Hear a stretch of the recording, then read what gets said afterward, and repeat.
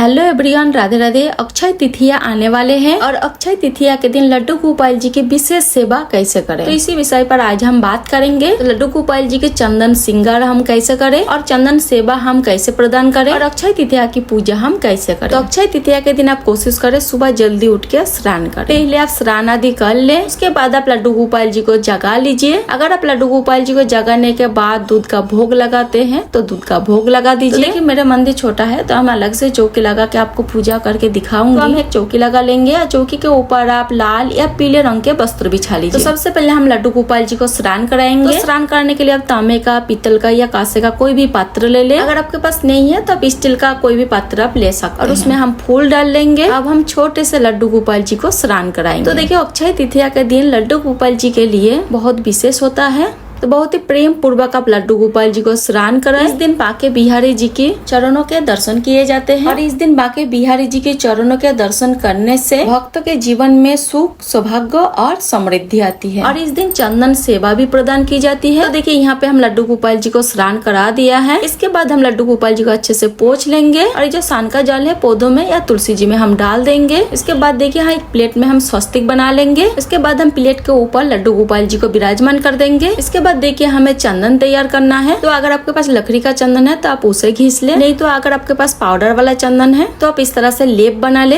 तो देखिए गंगा जल, गुलाब जल और थोड़ा सा हम इत्र भी डालेंगे। और देखिए लिक्विड जो चंदन आता है मार्केट से बिल्कुल नहीं लगाना है लड्डू गोपाल जी को, क्योंकि वो अगर आप लड्डू गोपाल जी को लगाएंगे ना तो लड्डू गोपाल जी पर दाग रह जाएंगे। उसमें ना कुछ केमिकल होता है जिससे दाग नहीं जाते। या तो पाउडर वाला हो या तो फिर लकड़ी वाला चंदन हो। तो आप ये ध्यान रखें अच्छे क्वालिटी का आपको चंदन लेना है। तो गाढ़ा पेस्ट हमें बनाना है।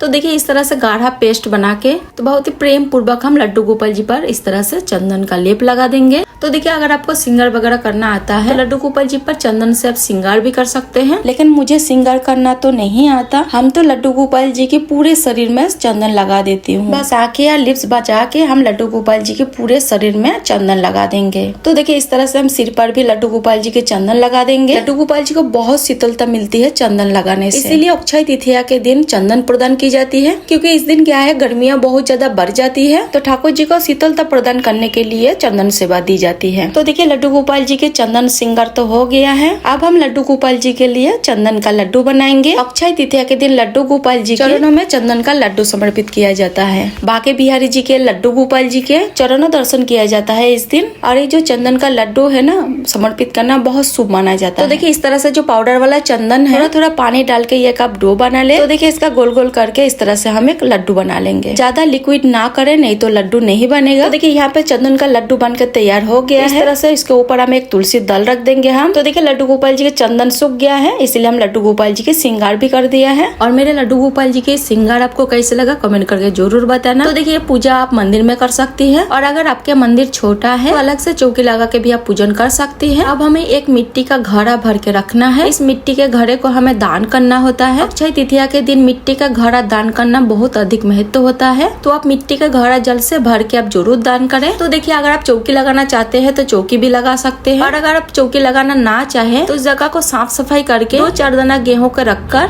यहीं पर पूजा कर सकते हैं। तो देखिए अक्षय तृतीया के दिन सुबह हम एक साथ ही पूजन कर लेंगे और घड़ा पे हम कंठ तक जल में भर लेंगे। कोई भी बर्तन में गेहूं भर के आप उसके ऊपर घड़े को रख सकते हैं या फिर अलग से बर्तन पे भी गेहूं आप रख सकते हैं। तो देखिए घड़े और गेहूं को हमें दान करनी है। देखिए घड़े को कभी भी खाली नहीं रखा जाता है, खुला नहीं छोड़ा जाता है।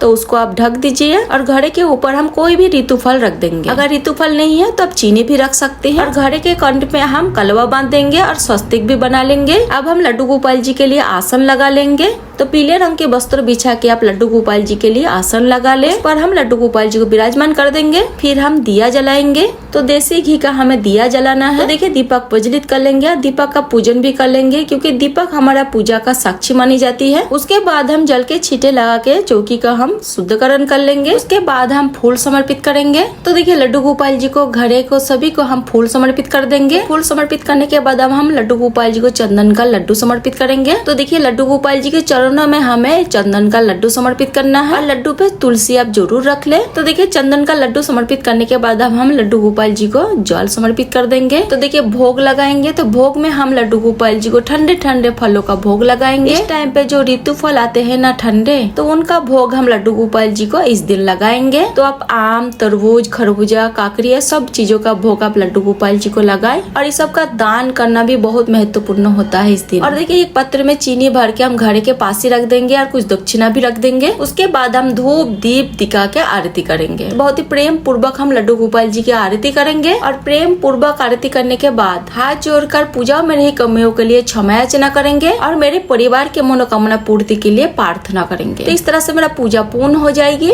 पूजा के बाद जब लड्डू गोपाल जी की लेप सूख जाएगा तो आप लड्डू गोपाल जी को स्नान करा सकते हैं। उसके बाद देखिए जो जल का भरा हुआ जो हम घड़ा लिए हैं, तो देखिए थोड़े से चीनी के दाने हमें घड़े में डालना है। ज्यादा हमें नहीं डालना है, बस 2-4 दाना ही डाले, क्योंकि ज्यादा चीनी डालने से घड़ा खराब हो जाता है। जो हमने घड़ा लिया है वो और जो भी हमने गेहूं, चीनी, दक्षिणा, फल लिए हैं, जो भी हमने चढ़ाए हैं वो हम दान कर देंगे। आप किसी भी पंडित जी को दान कर सकते हैं या फिर आप मंदिर पे दान कर सकते हैं। और जो भी भोग प्रसादी हम लड्डू गोपाल जी को समर्पित किए हैं, परिवार में सभी सदस्यों को प्रसादी स्वरूप हम बांट देंगे। तो इस तरह से हमें पूजा करनी है। तो देखिए अक्षय तृतीया के दिन दान करने से अक्षय फल की प्राप्ति होती है, यानी दान का पुण्य कभी कम नहीं होता। और इस दिन दान करने से अगले जन्म में अच्छे धन वैभव की प्राप्ति होता है। और अक्षय तृतीया के दिन सृष्टि का प्रारंभ हुआ था, इसीलिए इस दिन दान करना बहुत शुभ माना जाता है। और इस दिन अन्नों का दान करना भी बहुत महत्वपूर्ण माना जाता है और इससे घर में अन्नों की कभी कमी नहीं होती। और इस दिन जल से भरे पात्रों का भी दान करना शुभ माना जाता है। तो इस दिन आप अन्न जल का दान आप जरूर करें, ताकि कभी भी हमें अन्न जल की कमी महसूस ना हो, कभी भी अन्न जल की कमी